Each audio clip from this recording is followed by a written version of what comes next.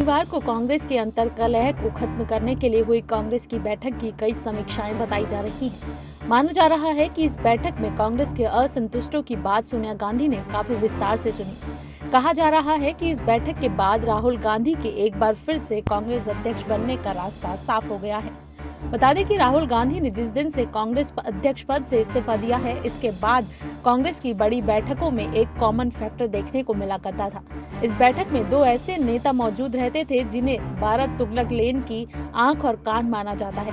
बता दें कि भारत तुगलक लेन राहुल गांधी का आवास है। हालांकि शनिवार की इस अहम बैठक में कांग्रेस के तमाम नेता मौजूद थे।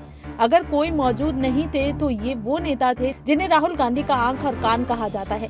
इन दो बड़े नेताओं की गैर मौजूदगी से मीटिंग में कई लोगों के कान खड़े हो गए और कई नेताओं और पत्रकारों के बीच अंदर खाने में एक बार फिर चर्चा हुई कि क्या पार्टी में अब भी सब कुछ ठीक ठाक है।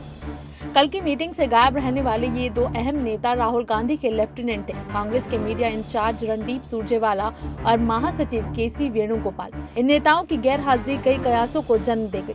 बता दें कि सुरजेवाला मीटिंग से उस वक्त गायब रहे जब मात्र एक दिन पहले ही उन्होंने कांग्रेस की अंतर्कलह को मामूली कहकर टालने की कोशिश की थी, जबकि इस मामूली कलह को सुलझाने के लिए सोनिया को सक्रिय होना पड़ा और उन्होंने मीटिंग बुलाई। शुक्रवार को रणदीप सुरजेवाला ने दावा किया था कि पार्टी में सब कुछ ठीक है और शनिवार की जिस मीटिंग के बारे में इतनी चर्चा की जा रही है, वैसी कई बैठकें कांग्रेस अध्यक्ष आने वाले दिनों में करने वाली हैं। सुरजेवाला के इस बयान ने असंतुष्ट नेताओं को और भी भड़का दिया था।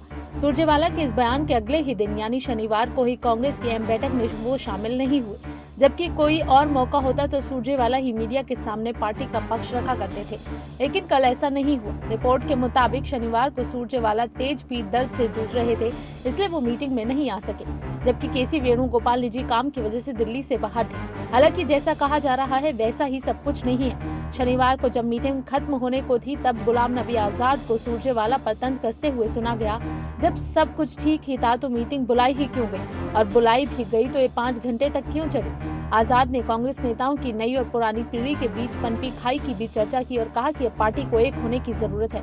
असंतुष्ट नेताओं का एक बड़ा धड़ा मानता है कि कुछ नेताओं ने उनकी मंशा पर सवाल खड़े कर उनके दुख को और भी बढ़ा दिया है। इसकी वजह G23 की प्रतिष्ठा भी धूमिल हुई है। बता दें कि मीटिंग में प्रियंका गांधी वाड्रा ने भी पार्टी में आंतरिक संवाद को मजबूत करने पर जोर दिया।